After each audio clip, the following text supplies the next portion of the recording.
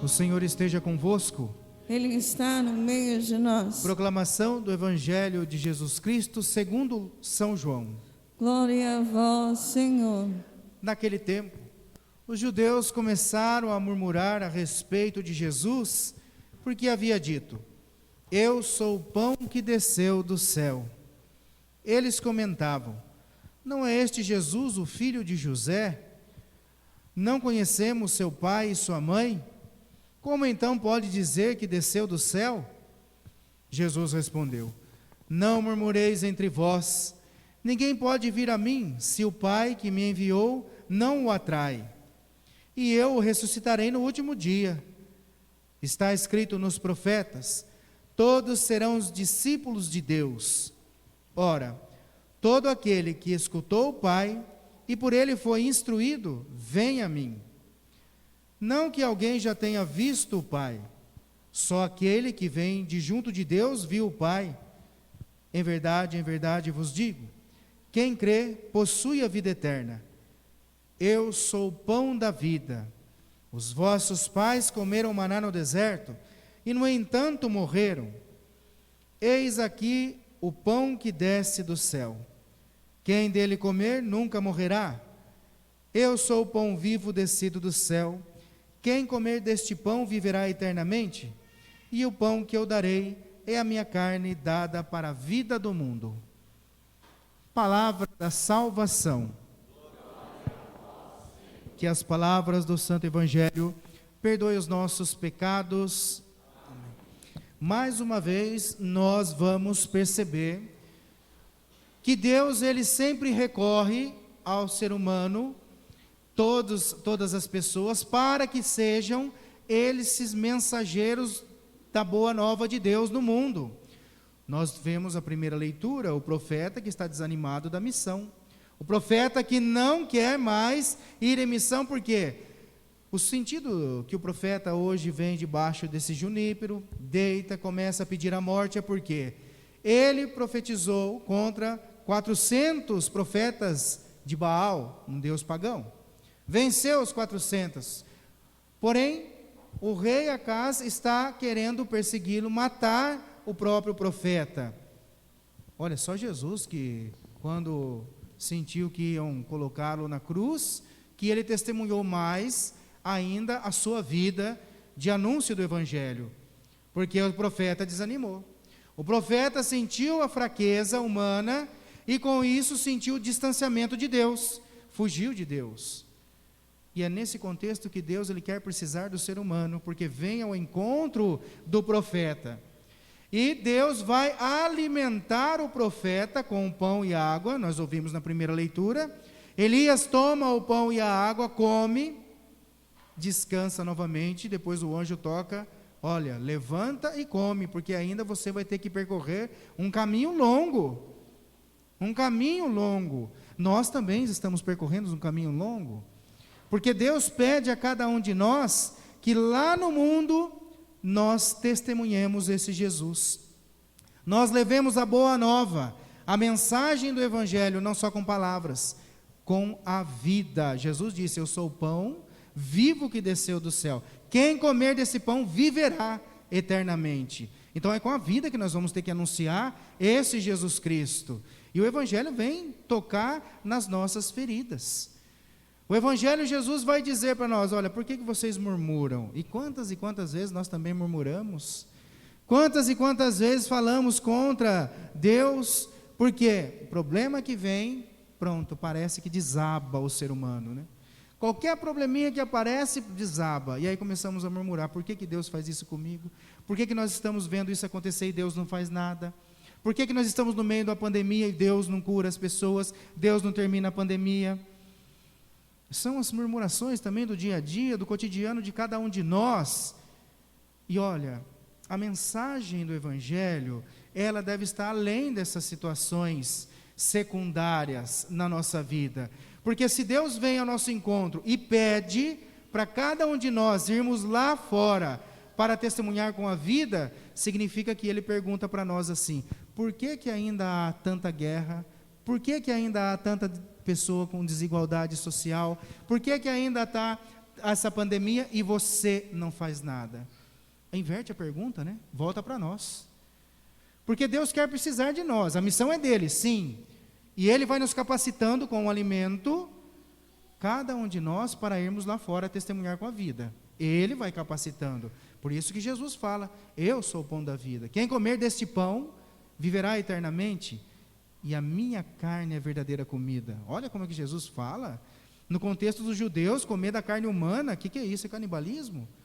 Mas no sentido espiritual, Jesus quer colocar agora. Não no sentido mais físico. Nós estamos aqui na sequência do Evangelho da multiplicação dos pães de domingo retrasado. Na multiplicação dos pães. E Jesus vem com esse sinal mostrar que Ele que deve ser o alimento, não as coisas materiais somente, o alimento espiritual na nossa vida. Falta o alimento espiritual. E se nós não tivermos firmes no nosso alimento espiritual, como que nós vamos caminhar segundo as propostas de Deus na nossa vida de fé? E Ele se declara o pão da vida. Hoje nós estamos iniciando a Semana da Família. E olha, o tema da família é a alegria do amor na família. Quantas são as famílias hoje que estão vivendo esta desunião, esse dilaceramento, a perca de valores? Mas também quantas são as famílias que testemunham este amor de Deus, que levam a grande mensagem do Evangelho? Então, quem que são os verdadeiros protagonistas e quem devem ser os verdadeiros protagonistas da evangelização? A família. Esse mês vocacional é propício para que nós trabalhemos a família. Por quê? A família é o berço de todas as vocações. Sacerdotais, matrimoniais, religiosas, consagradas, leigas, saem da onde? Da família. E se a família não estiver estruturada, tendo as suas bases na Sagrada Escritura, na Eucaristia e na comunidade, não se sustenta. Porque ela deve ser o protagonista da família. E este amor mútuo entre os membros da família deve se comparar ao amor de Jesus Cristo. Olha como é que Paulo ele faz uma síntese para nós.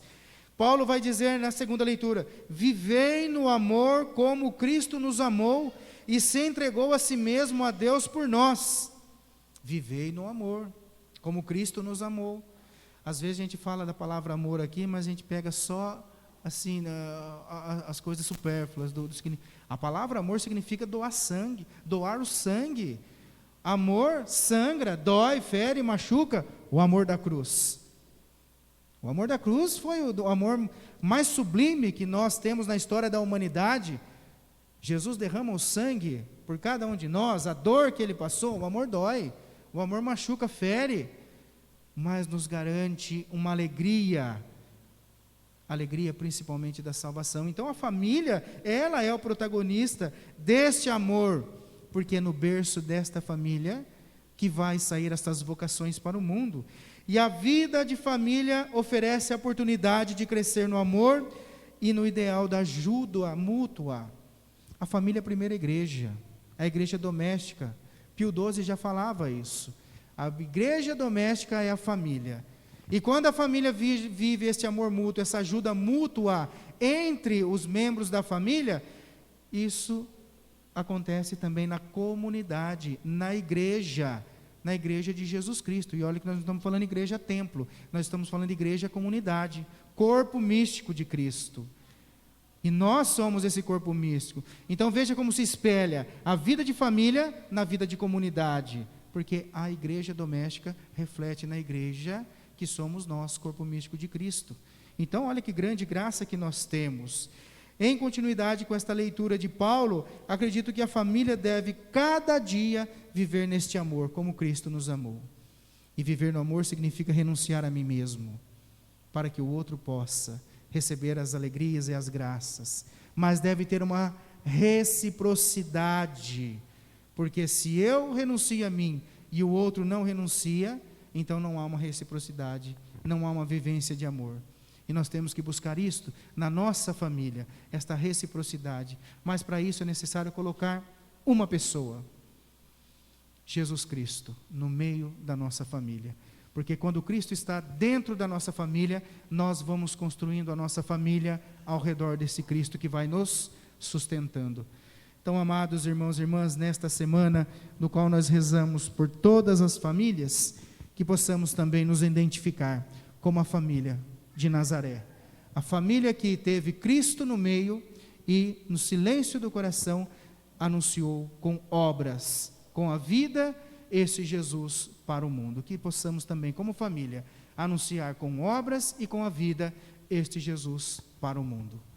Louvado seja nosso Senhor Jesus Cristo. Vamos em pé professar juntos a nossa fé.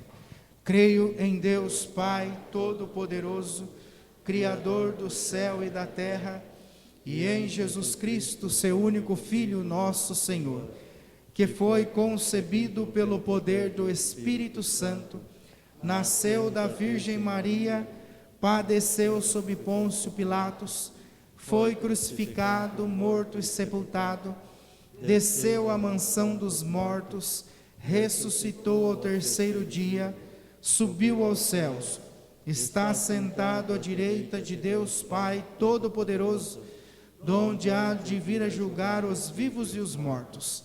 Creio no Espírito Santo, na Santa Igreja Católica, na comunhão dos santos, na remissão dos pecados, na ressurreição da carne, na vida eterna. Amém. Irmãos e